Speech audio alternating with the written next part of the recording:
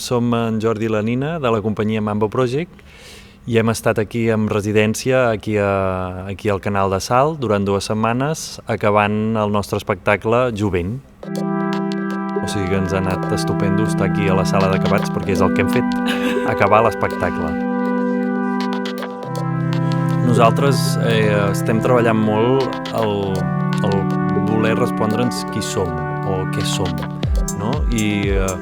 I per nosaltres aquesta resposta ve donada de la memòria.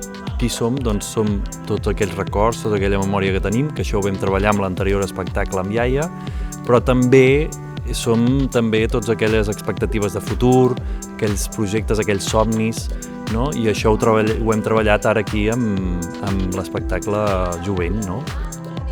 Vam entrevistar joves d'entre 15 i 17 anys i els hi vam demanar que imaginessin el futur.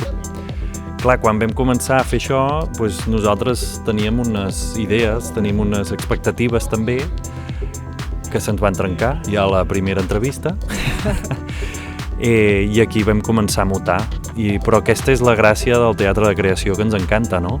Que hi ha gent que es pot sentir molt ansiosa, no? Que ja necessita tenir-ho tot al seu lloc ja el primer dia. Nosaltres això, si ho tenim tot al lloc el primer dia, ens avorrim. Ja diem, doncs, per què?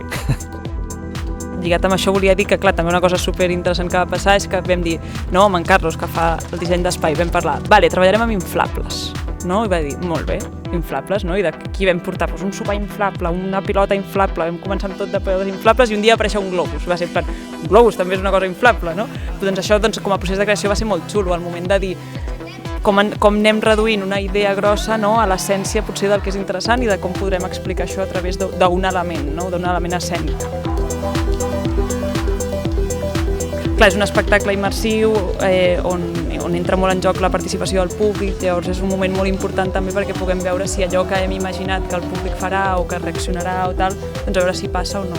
Nosaltres aquí al canal hem fet 2 fases de creació, no vam estar aquí al principi de tot de la creació de l'espectacle, que vam estar a la sala d'assajos, que va ser molt més una residència de començar, d'iniciar, de posar les idees totes sobre la taula, de treballar amb els intèrprets, de veure si la dramaturgia començava a agafar una forma, tal.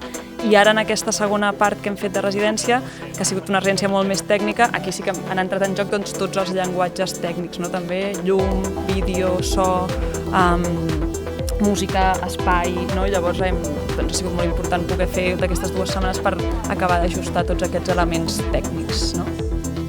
Ja també amb els 2 anteriors espectacles, a part de treballar un espai immersiu, treballàvem també la tècnica a vista, perquè ens interessava com que el dispositiu estigui a la vista i formi part de crear aquesta ficció que construïm en directe.